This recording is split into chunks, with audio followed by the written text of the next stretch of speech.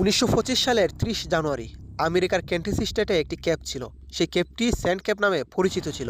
Floyd Collins নামের এক ব্যক্তি হাতে একটি কেরোসিনের লণ্ঠন ধরে একটি গুহার ভেতরে প্রবেশ করা শুরু করে। গুহার ভেতরেই ছিল সেই ক্যাব। ক্যাবটি ছিল খুবই ছোট, তাই সে হামাগুড়ি দিয়ে সেই ক্যাবের ভেতরে যাওয়া শুরু করে। ক্যাবের ভেতরে চারপাশে ভাঙা পাথর তার শরীরে লাগছিল এবং অন্ধকার সেই ক্যাবের ভেতরে তার হাতের লণ্ঠনটি ছিল একমাত্র ভরসা। একসময় সে পৌঁছায় টার্ন অ্যারাউন্ড রুমের কাছে, আর এটা এমন এক ভয়ঙ্কর জায়গা যেখানে যাওয়ার পর অভিজ্ঞ ক্যাবেররাও ভয় পেয়ে ফিরে আসে।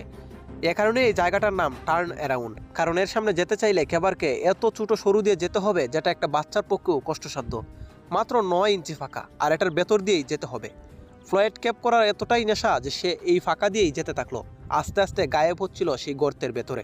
ফ্লয়েড পায়ের সাহায্যে আস্তে আস্তে ভেতরের দিকে যেতে থাকলো। এরপর সে পৌঁছায় একটা চৌড়া ওপেনিংয়ের কাছে। আরও ভেতরে যাওয়ার জন্য তাকে 10 ফিট নিচে সরু খাদে যেতে হবে। সে পাথরে দড়ি বেঁধে সে কাঁধে নেমে পড়ে, আর এখানেই ক্যাবের শেষ। তাই দ্বিতীয় সাইডের ক্যাবে যাওয়ার জন্য সে মাটি খনন শুরু করে, কেননা দ্বিতীয় সাইডে রয়েছে সুন্দর একটা ক্রাইস্টাল চেম্বার। টানা 1 মাস সে মাটি খনন করে আবার বাহিরে ফিরে আসে। কিন্তু একদিন ফেরার সময় তার লণ্ঠন নিভে যায়, অন্ধকার হয়ে যায় সেই পথ, যার কারণে তার ফিরে আসতে সমস্যা হচ্ছিল। তবুও ধীরে ধীরে সে বেরিয়ে আসছিল, কিন্তু হঠাৎ সে তার পা দিয়ে লুজ পাথরে আঘাত করে এবং সাথে সাথে প্রায় 20 কেজি ওজনের একটি পাথর তার পায়ে পড়ে যায়। সে দ্বিতীয় পা দিয়ে পাথর সরাতে চাইলে পারে না, কারণ জায়গা কম থাকার কারণে পাথর সরছিল না। ক্যাবের ভেতর তার পায়ের সাথে পাথর অ্যাডজাস্ট হয়ে যায়। যতই চেষ্টা করে ততই আরও পাথর ভেঙে পাথরের টুকরো পড়তে থাকে। সে এমন পরিস্থিতিতে আটকে যায় যে কিছুই করার ছিল না তার কাছে। তার বেঁচে থাকা হয়ে যাচ্ছে কঠিন। ধীরে ধীরে তার পায়ের উপরে পাথরের প্রেসার বাড়তে থাকে। সে চিৎকার করতে থাকে সাহায্যের জন্য, কিন্তু তাতে কোনো লাভ হলো না। এটা একটা স্যান্ড ক্যাব, আর ফ্লয়েড ভূমি থেকে 60 ফিট নিচে অন্ধকার একটি সরু ক্যাবের ভেতরে আটকে আছে। আর এখান থেকেই শুরু তার বাঁচার লড়াই। আমেরিকার লুগান কেন্টাকিতে 20 জুন 1887 সালে জন্মগ্রহণ করে ফ্লয়েড কলিন্স। তার সময়ে তার শহরে সবচেয়ে জমজমাট ব্যবসা ছিল ক্যাব এক্সপ্লেন করা। ছোটো থেকেই ফ্লয়েড ক্যাব এক্সপ্লেন করতে ভালোবাসত, মাঝে মাঝে দিনরাত কাটিয়ে দিত ক্যাবের ভেতর। 1925 সালে ফ্লয়েড স্যান্ড ক্যাব আবিষ্কার করেছিল এবং ভেতরে একটি সুন্দর ক্রাইস্টাল চেম্বার ছিল। কিন্তু এর ভেতরে যাওয়ার রাস্তা ছিল অনেক অনেক কঠিন। কিন্তু ফ্লয়েড সেখানে যেভাবেই হোক যাওয়ার জন্য জেদ করে বসে। কিন্তু 1 মাস মাটি খনন করার পর সে ওইখানে যাওয়ার রাস্তা বের করে। কিন্তু সৃষ্টিকর্তা তার ভাগ্যে যে ওই দিন এত বড় একটি মর্মান্তিক ঘটনা লিখে রেখেছিল তা কি সে জানতো? সেমন জায়গায় আটকে পড়েছিল যে নাড়াচড়া করার জায়গাও নেই। ঘন্টার পর ঘন্টা সে চিৎকার করতে থাকে, কিন্তু সেই চিৎকার শোনার মতো সেখানে কেউ ছিল না। ক্লান্ত হয়ে সে ওখানেই ঘুমায় এবং ঘুম ভাঙার পর আবার চিৎকার করতে থাকে। প্রায় 23 ঘন্টা সে ওখানে আটকে পড়ে থাকে। ওইদিকে সে বাড়িতে না ফেরার কারণে তার বাবা, কাকা ও ছোট ভাই খুঁজতে বের হয় এবং ক্যাবের সামনে তার টুপি ও জামা কাপড় দেখতে পায়।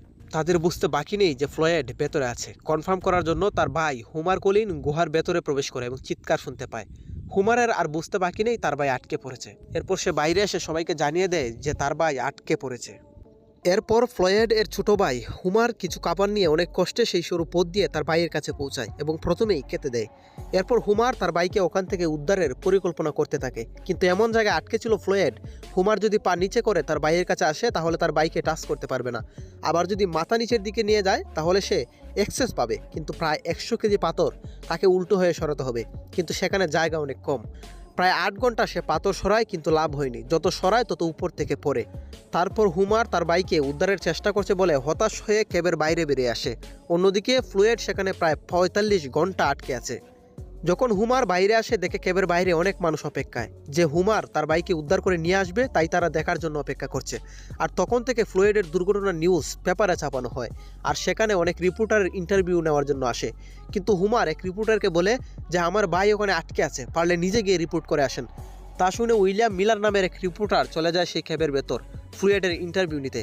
কিন্তু ফ্লয়েড সেখানে আটকে আছে এমন পরিস্থিতিতে তার পক্ষে ইন্টারভিউ দেওয়া সম্ভব ছিল না। রিপোর্টার মিলার ফ্লয়েডের সাথে একটু কথা বলে বাইরে বেরিয়ে আসে এবং পুরোটা নিউজ করে, যা পুরো আমেরিকায় ছড়িয়ে পড়ে। যা শুনে দেশের অনেক জায়গা থেকে মানুষ আসা শুরু করে একটু দেখার জন্য। এই সুযোগে কিছু ব্যবসায়ী সেখানে স্ট্রিট ফুডের দোকান খুলে বসে। অনেক মানুষের ভিড়ের চাপে ক্যাবের ভেতরের পাথর আরও লুজ হতে থাকে। ঠিক এই সময় রবার্ট নামের একজন ফায়ার ফাইটার আসে এবং সে তার প্ল্যান অনুযায়ী ভেতরে গিয়ে ফ্লয়েডকে দড়ি দিয়ে বাঁধে এবং বাইরে থেকে অনেক লোকজন মিলে দড়ি ধরে টানতে থাকে। কিন্তু হাস্যকরভাবে তার প্ল্যান ব্যর্থ হয়। দড়ি দিয়ে টেনে কি এখান থেকে বের করা সম্ভব বলুন তো?